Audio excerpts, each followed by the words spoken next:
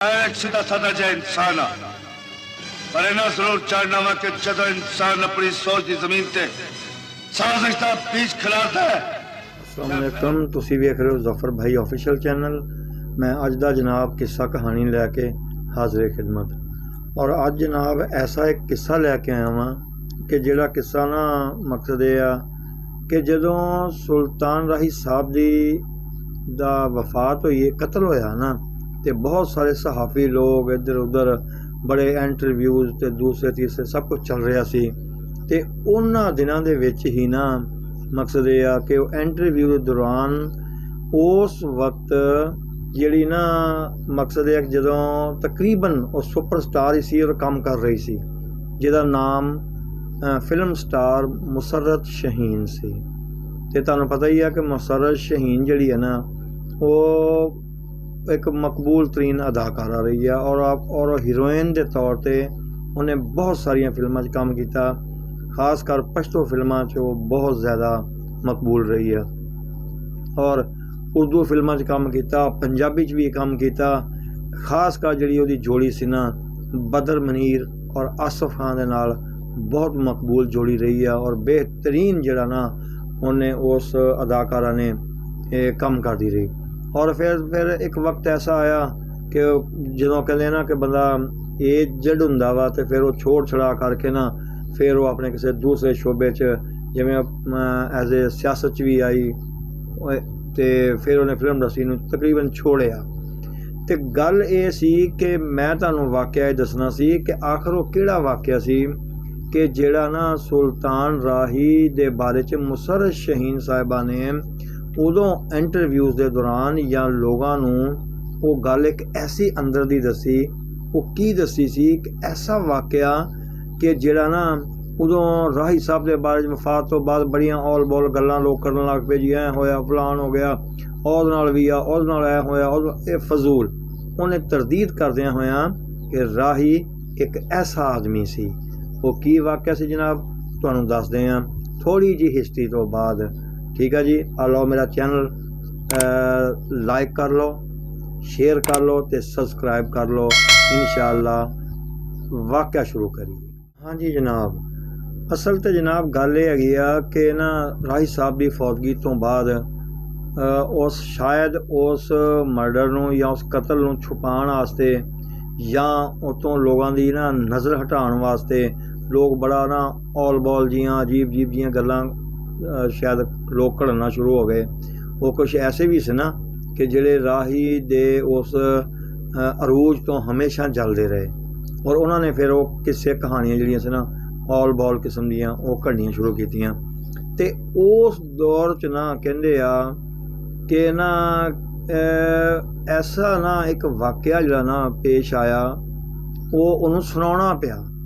हालांकि राही दी वफात जिहड़ी आ 96 च होई आ ते ये वाकया जिहड़ा सी ना मुसर्रत शहीन साहिबा ने दसिया ये 1980 का वाकया सी। मकसद ये ते वो जदों ऑल बॉल गल्लां एनू ओनू गर्दश कीतियां ना, हालांकि सुल्तान राही दी वफात तो तकरीबन मेरा ख्याल आ कि 15-16 साल बाद जिहड़ा ना मुसर्रत शहीन साहिबा नूं क्यों बयान करना पिया, ऐसा की नौबत पेश आई। हालांकि ये वाकया उदों भी दस सकते जो बहुत सारे इंटरव्यू होए सी, इंटरव्यू तो उहदे भी होए सी, लेकिन उन्होंने रूटीन जोड़ा भी बहुत अच्छा आदमी फलान टिंग फिल्म इंडस्ट्री यतीम हो गई ऐ होया ओ होया। लेकिन जदों लोगों दी गल्लां सामने आउंदियां गईयां, कहानियां टाइप घड़ते रहे लोग, ऑल बॉल गल्लां करते रहे, तो फिर शायद उस अदाकारा नूं भी ना सामने आके ते एक इंटरव्यू सहाफियां नूं देना पिया। तो उहदे विच दस्सिया भी राही कैसा सी और वो सिर्फ कैसा नहीं, उहदे नाल वो वाकया पेश आया। वो वाकया जिहड़ा सी ना वो तुसीं सुनोगे तुसीं हैरान हो जाओगे कि यार कमाल हो गई है।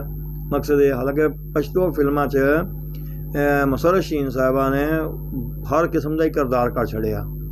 मकसद है लोग बड़े शौकीन से हा क्या बात है वही हो और गाना देखांगे वो देखांगे, लेकिन उस अदाकारा ने देखो जी राही साहब के बारे की क्या तुसीं सुन के हैरान हो। क्या पता की हैगा सी वो वाकया। असल तो ये होया कि उन्हां दिनां च ना जदों मुसर्रत शहीन दस रही आ कि उन्हां दिनां च जिहड़ी फिल्म सी ना मौला जट वो बहुत मकबूल हुई, वो इन्नी सुपर हिट हुई ਕਿ ਉਹਦੀ ਸੁਪਰਹਿੱਟ ਤੋਂ ਬਾਅਦ ਨਾ ਮਕਸਦ ਇਹ ਆ ਕਿ 5-7 ਸਾਲਾਂ ਬਾਅਦ ਜਾਂ ਜਿਹੜਾ ਵੀ ਟਾਈਮ ਗੁਜ਼ਰਿਆ, ਕਿਉਂਕਿ ਫਿਲਮ ਚੱਲੀ ਇੰਨਾ ਕਿ ਉਹ ਤਕਰੀਬਾਤ ਹੋਣੀ ਸ਼ੁਰੂ ਹੋਈ। ਉਹਦੇ ਐਜ਼ਾਜ਼ ਦੇ ਵਿੱਚ ਉਹਦੇ ਫਨਕਾਰਾਂ ਨੂੰ, ਉਹਦੇ ਜਿੰਨੇ ਵੀ ਫਨਕਾਰ ਸੀ ਨਾ, ਉਹਨਾਂ ਨੂੰ ਬੁਲਵਾਇਆ ਜਾਣਾ, ਪਾਰਟੀ ਦਿੱਤੀ ਜਾਣੀ।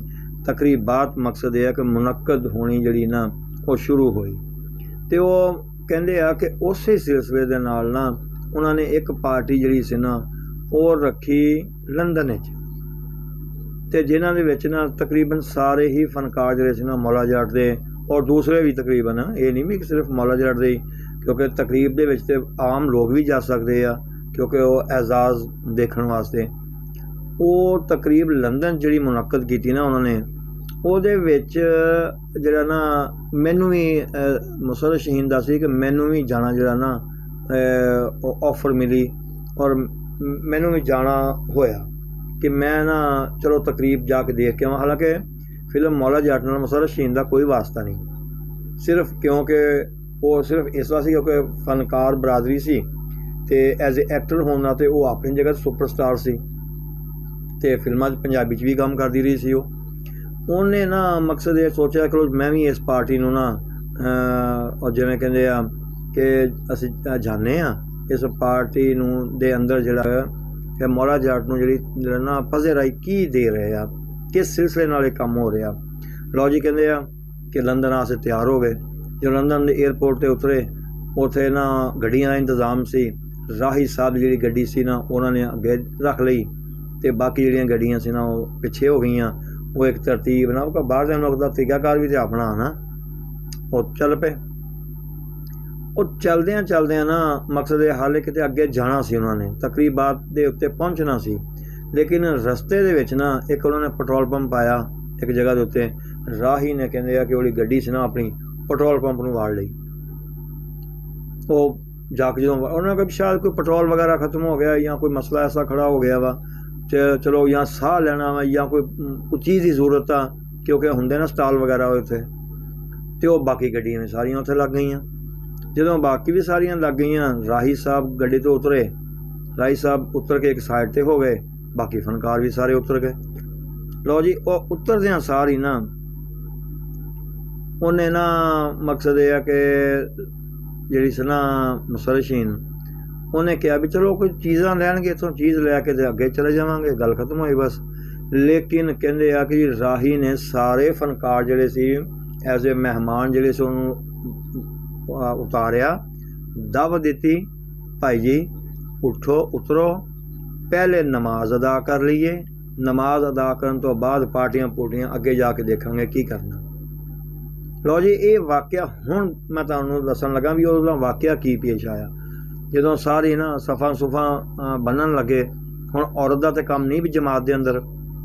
ਅੱਛਾ, ਉਹਨੂੰ ਨਾ ਜਦੋਂ ਦੇਖਿਆ ਨਾ ਸੁਲਤਾਨ ਰਾਹੀ ਨੇ ਕਿ ਯਾਰ ਇਹ ਮੁਸਰਤ ਸ਼ਹੀਨ ਜਿਹੜੀ ਆ ਇਹ ਨਮਾਜ਼ ਨਹੀਂ ਅਦਾ ਕੀਤੀ ਇਹਨੇ, ਭਾਵੇਂ ਚਲੋ ਅਲੱਗਾ ਹੀ ਕਰ ਲੈਂਦੀ, ਅਤੇ ਲੇਕਿਨ ਇਹ ਕੀ ਮਾਮਲਾ ਹੋਇਆ। ਉਹਨੇ ਪੁੱਛਿਆ ਉਹਨੂੰ ਕਿ ਤੁਸੀਂ ਨਮਾਜ਼ ਨਹੀਂ ਪੜ੍ਹੀ।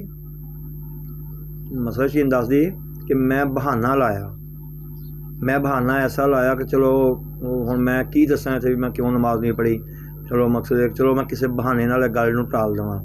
ਉਹਨਾਂ ਨੇ ਕਿਹਾ ਜੀ ਅਸਲ 'ਤੇ ਮੈਂ ਆਪਣਾ ਜਾ ਨਮਾਜ਼ ਤੋਂ ਇਲਾਵਾ ਨਾ ਮੇਰੇ ਕੋਲ ਜਾ ਨਮਾਜ਼ ਆ, ਮੈਂ ਉਸ ਤੋਂ ਇਲਾਵਾ ਨਮਾਜ਼ ਨਹੀਂ ਪੜ੍ਹਦੀ। ਮੇਰਾ ਜਾਏ ਨਮਾਜ਼ ਹੋਵੇ ਨਾ ਅਤੇ ਮੈਂ ਫਿਰ ਨਮਾਜ਼ ਅਦਾ ਕਰਦੀ ਹਾਂ, ਅਤੇ ਇੱਥੇ ਤਾਂ ਘਾਹ ਵਗੈਰਾ ਹੈਗਾ ਅਤੇ ਸ਼ਾਇਦ ਹੈ ਕੋਈ ਨਹੀਂ ਇੱਥੇ, ਮਕਸਦ ਇਹ ਆ। ਅੱਛਾ ਜੀ, ਉਹਨਾਂ ਨੇ ਕਿਹਾ ਇਹ ਤਾਂ ਮਸਲਾ ਹੀ ਕੋਈ ਨਹੀਂ ਹੈਗਾ, ਤੁਸੀਂ ਮੈਨੂੰ ਪਹਿਲੇ ਦੱਸ ਦੇ। ਲਓ ਜੀ, ਰਾਹੀ ਸਾਹਿਬ ਆਪਣੀ ਡਰਾਈਵਰ ਤੁਹਾਨੂੰ ਪਤਾ ਹੀ ਨਾਲ ਹੀ ਹੁੰਦਾ ਸੀ ਹਾਜੀ ਹਸਨ, ਉਹ ਗੱਡੀ ਜਿਹੜੀ ਆ ਗੱਡੀ 'ਚ ਉਹਨੇ ਜਾ ਨਮਾਜ਼ ਆਪਣਾ ਕੱਢਿਆ, ਜਾ ਨਮਾਜ਼ ਆਪਣਾ ਕੱਢ ਕੇ ਜਾਏ ਨਮਾਜ਼ ਜਿਹੜਾ ਸੀ ਉਹਨੂੰ ਵਿਛਾ ਕੇ ਦਿੱਤਾ, ਵਿਛਾ ਕੇ ਬਕੀਆ ਨਮਾਜ਼ ਜਿਹੜੀ ਸੀ ਉਹਨੂੰ ਆਪਣੇ ਜਾਏ ਨਮਾਜ਼ ਦੇ ਉੱਤੇ ਮੁਸਰਤ ਸ਼ਹੀਨ ਨੇ ਸਾਰੀ ਨਮਾਜ਼ ਅਦਾ ਕਰਵਾਈ, ਔਰ ਆਪ ਘਾਹ ਦੇ ਉੱਤੇ ਆਮ ਤਰੀਕੇ ਨਾਲ ਜਿਸ ਤਰ੍ਹਾਂ ਕੋਈ ਥੱਲੇ ਚੀਜ਼ ਨਹੀਂ, ਅਤੇ ਉਹ ਨਮਾਜ਼ ਪੜ੍ਹੀ।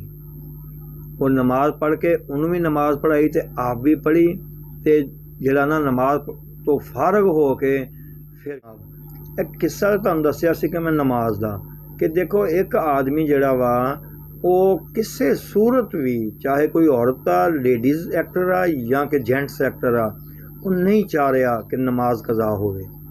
ਤੇ ਨਮਾਜ਼ ਵਾਸਤੇ ਉਹਨਾਂ ਨੇ ਇਹ ਨਹੀਂ ਵੇਖਿਆ ਕਿ ਯਾਰ ਅਸੀਂ ਕਿੱਥੇ ਖੜੇ ਹੋ ਰਹੇ ਹਾਂ, ਚੱਲ ਯਾਰ ਕੋਈ ਗੱਲ ਨਹੀਂ, ਸਫ਼ਰ ਹੈਗਾ ਵਾ, ਅੱਗੇ ਜਾ ਕੇ ਨਮਾਜ਼ ਪੜ੍ਹ ਲਵਾਂਗੇ, ਕਿਸੇ ਆਪਣੀ ਬਿਲਡਿੰਗ ਤੇ ਪਹੁੰਚ ਜਾਵਾਂਗੇ। ਫਿਰ ਨਹੀਂ, ਇੰਨੀ ਪਾਬੰਦੀ ਕਿ ਨਮਾਜ਼ ਨਹੀਂ ਜਾਣੀ ਚਾਹੀਦੀ, ਬਾਕੀ ਭਾਵੇਂ ਬੇਸ਼ੱਕ ਰੋਟੀ ਰਹਿ ਜਾਵੇ। ਤੇ ਫਿਰ ਐਸੇ ਆਦਮੀ ਦੇ ਬਾਰੇ 'ਚ ਕਿ ਫਜ਼ੂਲ ਕਿਸੇ ਕਹਾਣੀਆਂ ਘੜਨਾ ਕਿਆ ਜਾਇਜ਼ ਆ? ਹੁਣ ਵੀ ਅਗਰ ਕੋਈ ਕਹੀਏਗਾ ਉਹ ਯਾਰ ਐਂ ਵਾਂ ਤੇ ਉਹ ਵਾਂ, ਕਈ ਕਹਿੰਦੇ ਜੀ ਮਾਸ਼ਰਾ ਵਿਗਾੜਨ ਦਾ ਜ਼ਿੰਮੇਦਾਰ ਆ। ਓਏ ਅੱਲਾ ਦੇ ਉਹ ਬੰਦੇ ਹੋ, ਉਹ ਭਾਈ ਉਹ ਤੁਹਾਨੂੰ ਕੀ ਹੋ ਗਿਆ? ਓਏ ਤੁਸੀਂ ਦੇਖਿਆ ਨਹੀਂ, ਹਮੇਸ਼ਾ ਮੌਲਾ ਜੱਟ ਦੇ ਅੰਦਰ ਵੀ ਐਂਡ ਦੇ ਉੱਤੇ ਬੁਰਾਈ ਨੂੰ ਖ਼ਤਮ ਕਰਨ ਵਾਸਤੇ ਉਸ ਬੰਦੇ ਨੇ ਗੰਡਾਸਾ ਜਿਹੜਾ ਨਾ ਉਹ ਉੱਤੇ ਲਾਇਆ। ਤੇ ਗੰਡਾਸੇ ਲਾਉਣ ਤੋਂ ਬਾਅਦ ਜਦੋਂ ਉਹਨੇ ਸੁੱਟਿਆ ਪਰੇ ਤੇ ਕਿਹਾ ਨਹੀਂ ਹੈ ਕਿ ਇਹ ਜਿਹੜੀ ਚੀਜ਼ ਆ ਨਾ, ਸਾਨੂੰ ਇਨਸਾਨੀਅਤ ਤੇ ਇਨਸਾਫ ਚਾਹੀਦਾ, ਤੇ ਇਨਸਾਫ ਮਿਲਦਾ ਰਿਹਾ ਨਾ ਤੇ ਕੋਈ ਮੌਲਾ ਖੜਾਕ ਨਹੀਂ ਕਰੇਗਾ। ਠੀਕ ਹੈ ਜੀ, ਕਿਆ ਇੱਥੇ ਨਜ਼ਰ ਨਹੀਂ ਆਇਆ? ਲੋਕ ਤਾਂ ਕਹਿੰਦੇ ਜੀ ਉਹ ਐਂ ਹੋ ਗਿਆ ਮਾਸ਼ਰੇ ਦੇ ਅੰਦਰੋਂ ਕਈ ਦਫਾ ਕਾਲੀਆਂ ਭੇਡਾਂ ਜਿਹੜੀਆਂ ਨਾ, ਕਈ ਦਫਾ ਜਿਹੜੇ ਆਪਣਾ ਜ਼ਾਲਮ ਲੋਕ, ਉਹਨਾਂ ਨੂੰ ख़त्म ਕਰਨ ਵਾਸਤੇ ਕੋਈ ਨਾ ਕੋਈ ਮੌਲਾ ਜਿਹੜਾ ਨਾ ਉਹ ਪੈਦਾ ਹੁੰਦਾ ਹੀ ਰਹੇਗਾ।